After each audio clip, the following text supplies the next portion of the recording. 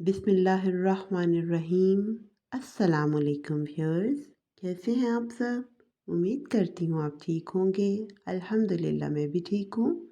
आज मैं आपके साथ आलू बैंगन की रेसिपी जो थोड़ी डिफरेंट है और बड़ी मज़े की बनती है। मैं अक्सर ऐसे ही बनाती हूँ तो मैंने सोचा आपके साथ भी शेयर करती हूँ। मैंने पहले बैंगन को छील लिया और फिर उनको गोल गोल काट लिया और उसको पानी में भिगो के रख दिए क्योंकि इसका फिर कलर ख़राब ना हो। अगर हम वैसे ही रख दें तो बैंगन को जो है वो काले होने शुरू हो जाते हैं, इसलिए मैंने पानी में भिगो दिया। अब इसी तरह ही मैंने आलू भी काट लिए हैं, उनको भी मैंने पानी में भिगो दिए क्योंकि वो भी अगर पड़े रहें तो फिर उसका भी कलर ख़राब होने लग जाता है। तो दोनों सब्जियों को मैंने भिगो के पानी में भिगो के रख दिया था।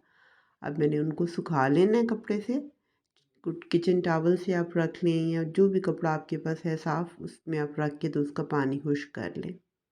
अब चलिए, थोड़ा सा मैंने ऑयल डाला है, आप इधर इसमें ज़्यादा भी डाल सकते हैं। अगर आपने थोड़ा सा डीप फ्राइंग करनी है तो आप आलू जो हैं वो ज़्यादा ऑयल में फ्राई कर लें। पर मैंने एज़ यूजुअल, आपको पता है मैं कम ऑयल का इस्तेमाल करती हूँ, तो मैंने थोड़ा सा ऑयल ही 3-4 टेबल स्पून डाला था और उसी में मैं आलूओं को जो है अब फ्राई कर लिया है।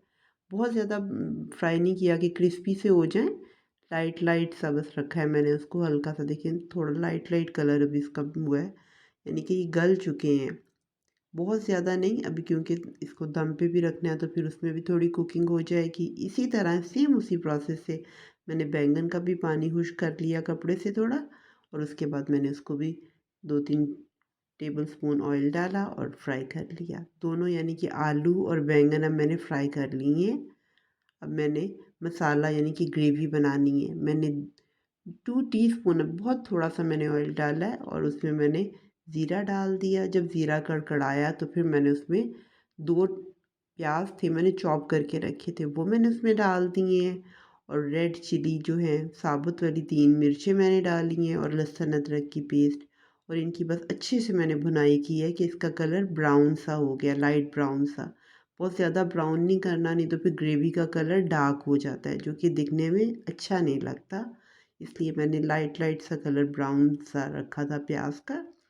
और मैंने पानी डाल दिया ताकि उसका जो कलर है वो इधर ही बस हो जाए, फिर इसका ज़्यादा काला कलर ना हो जाए। अब मैंने मसाले, जो ड्राई मसाले हैं वो इसमें ऐड करूँगी।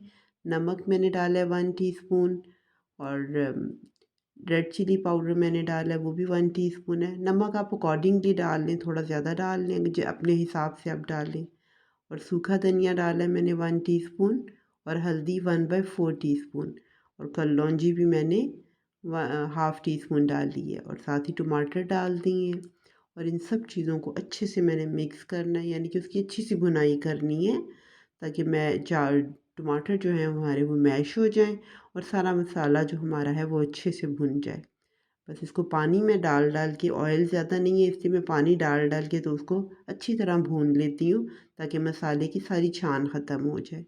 जब मेरा मसाला अच्छे से भुन गया तो फिर मैंने उसमें जो फ्राई किए हुए आलू और बैंगन थे वो मैंने उसमें ऐड कर दिए, और फिर मैं इसको थोड़ी देर के लिए दम वाली आंच पे मैंने रख दिया ताकि ये जो कसर जो भी इन चीज़ों की रह गई थी, टमाटर इसकी, पोटैटोज़ की और ब्रिंजल की, तो उन वो इधर पूरी हो जाएगी। अब एंड पे मैंने फिर इसमें हरी मिर्च, हरा धनिया, कसूरी मेथी डाली है, थोड़ा सा गरम मसाला ऐड किया है। और एंड पे बस मैंने जब आंच बंद कर दी तो फिर मैंने इसमें लेमन जूस 2 टीस्पून तकरीबन मैंने इसमें ऐड कर दिया। उससे भी बहुत अच्छा फ्लेवर आ जाता है, खट्टा सा और बहुत टेस्टी। अभी इसमें ऑयल भी इतना ज़्यादा नहीं है और मसाले भी पूरे हैं, बहुत ज़्यादा नहीं है। आप इसको डाइट के लिए भी यूज़ कर सकते हैं, रोटी आप कम यूज़ करें। अगर आपको मेरी ये हेल्दी रेसिपी पसंद आई है तो मुझे ज़रूर फीडबैक दें, अपनी दुआओं में मुझे याद रखें। अल्लाह हाफ़िज़।